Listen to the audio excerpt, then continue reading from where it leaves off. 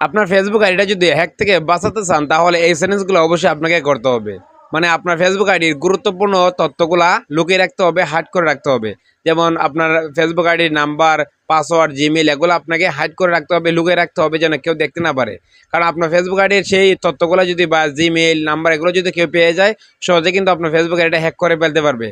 So এগুলো আপনি কীভাবে লুকিয়ে রাখবেন আজকের এই ভিডিওতে আমি আপনাকে দেখিয়ে দিচ্ছি। এতে কিন্তু আপনার ফেসবুক আইডিটা নিরাপদ থাকবে, কেউ কিন্তু হ্যাক করতে পারবে না বা কোনো রকম সমস্যা হবে না। অবশ্যই ভিডিওটা মনোযোগ সহকারে শেষ পর্যন্ত দেখবেন। ভিউয়ার্স, প্রথমে আপনি আপনার ফেসবুক আইডির মধ্যে আপনি এখান থেকে চলে আসবেন।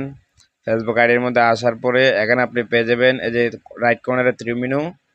সো এখানে আপনি ক্লিক করবেন। এখানে ক্লিক করার পরে আপনি লক্ষ্য করবেন উপরে লেখা আছে সেটিংস, দেখতে পাচ্ছেন একটা আইকন আছে। আপনি এই সেটিংস আইকনটিতে ক্লিক করবেন।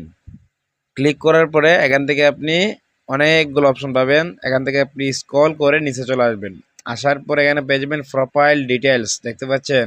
এই প্রোফাইল ডিটেলসের উপর আপনি ক্লিক করবেন। ক্লিক করার পর দেখতে পাচ্ছেন নিচে এখানে কিন্তু আপনার মোবাইল ফোন নাম্বারটা দেখাবে এবং নিচে দেখতে পাচ্ছেন এটা কিন্তু এখানে আপনার জিমেলটা দেখাবে, ঠিক আছে। সো এগুলো আপনাকে হাইড করে রাখতে হবে, লুকিয়ে রাখতে হবে যেন কেউ দেখতে না পারে, তাহলে আপনার আইডি সহজে হ্যাক করে ফেলতে পারবে। নাম্বারের ডান দিকে কলমের আইকনটাতে আপনি এখানে ক্লিক করবেন।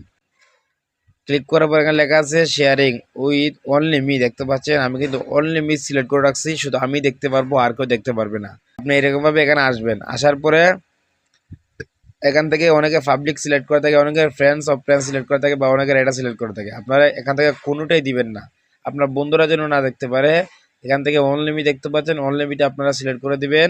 সিলেক্ট করে নিচে সেভে ক্লিক করে দেবেন, তাহলে আপনার ফেসবুক আইডির নাম্বারটা কেউ কিন্তু দেখতে পারবে না, শুধু আপনি নিজে দেখতে পারবেন। আপনি জিমেলের ডান দিকে কলমের আইকনটা দেখতে পাচ্ছেন, এই কলমের আইকনটাতে আপনি এখান থেকে ক্লিক করে দিবেন। এখান থেকে দেখতে পাচ্ছেন এখানে নিচে শেয়ারিং লেখা আছে উইথ অনলি মি। আমি কিন্তু অনলি মি করে রাখছি, এখানে ক্লিক করব। ক্লিক করার পর এটা কিন্তু আপনার পাবলিক ফ্রেন্ডস অফ ফ্রেন্ডস বা ফ্রেন্ডস এটা সিলেক্ট করতে পারে। আপনি নিচেরটা দিয়ে দিবেন অনলি মি, শুধুমাত্র অনলি মি দিয়ে দিবেন। আপনি ছাড়া আপনার জিমেলটা কেউ দেখতে পারবে না।